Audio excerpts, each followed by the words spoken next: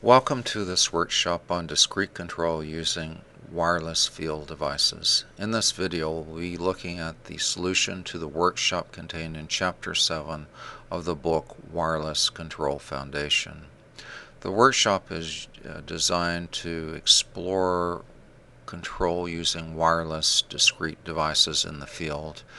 The process will be simulating as a product a tank in which the temperature is to be brought up to temperature before product shipment. Initially, we'll just be looking at the module we'll use for the control and the process simulation.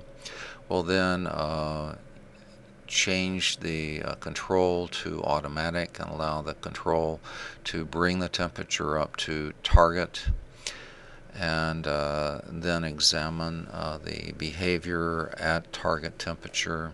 We'll be looking at the variation in terms of temperature and the frequency at which steam is added based upon the heat loss to the tank.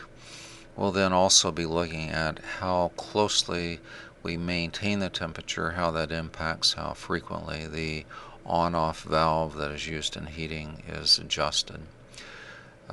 In the workshop, then we'll be simulating a product storage tank where normally the material is at room temperature, but to ship the material we need to heat it up.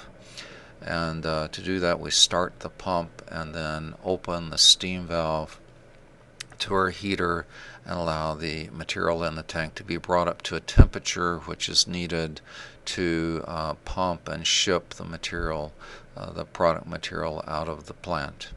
In this case, we'll be using a wireless valve, on-off valve, and a wireless temperature transmitter in the control.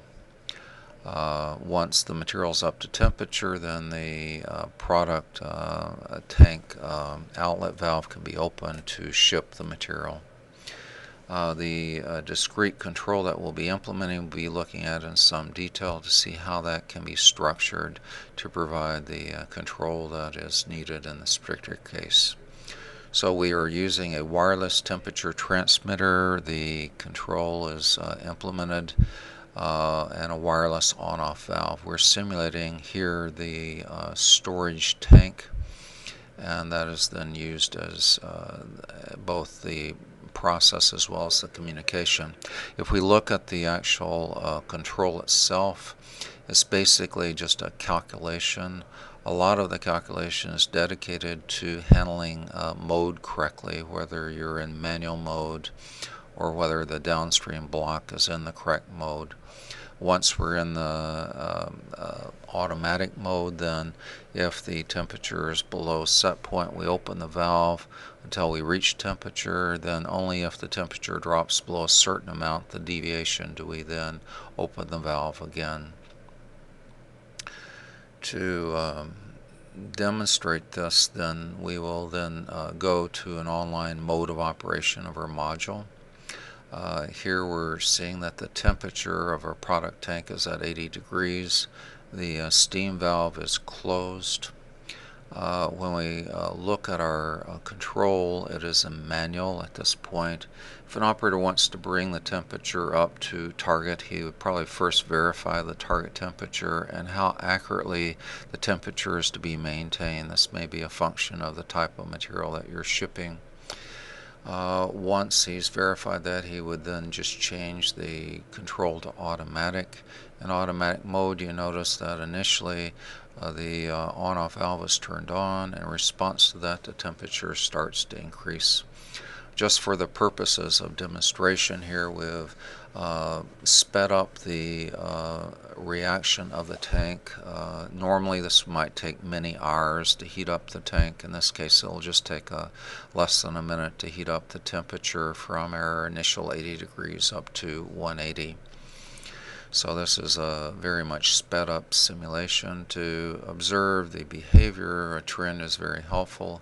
Here you notice when we shifted to automatic mode that the steam valve opened. In response to that, we notice that the temperature of our tank is very quickly coming up to the set point that we have in our control.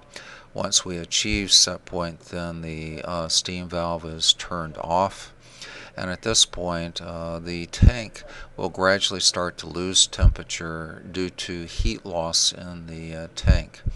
So the rate of heat loss is determined by the insulation on the tank, and maybe the outside air temperature would also impact the rate of heat loss. Wind might also have some impact upon the heat loss. As the temperature starts to be reduced by heat loss, then at some point we get to the deviation limit that we noticed in the control. And once the temperature deviates from set point by the deviation limit, we again open the steam valve, and it doesn't take very long to come back up to temperature. To show you the impact that heat loss has on the on-off valve, we can change the heat loss, that is, increase the heat loss. In this particular case, we notice that the temperature starts to drop much faster, and due to the increase in heat loss, and as a result we notice that the steam valve now opens much sooner than it did before with the lower heat loss. So the heat loss will determine to a certain amount how frequently the valve is open to maintain temperature once we achieve target temperature. Also, the accuracy we want to maintain the temperature at will impact how often the valve opens or closes. In this case, we tightened up the tolerance of the temperature we want to maintain, so we want to maintain it within 2 degrees of set point. In this particular case, then, if the temperature deviates by more than 2 degrees, then we open the steam valve. You notice now then the steam valve would open and close much more frequently. So in this way, then, we can maintain temperature at a value that is required to ship the product out of the plant.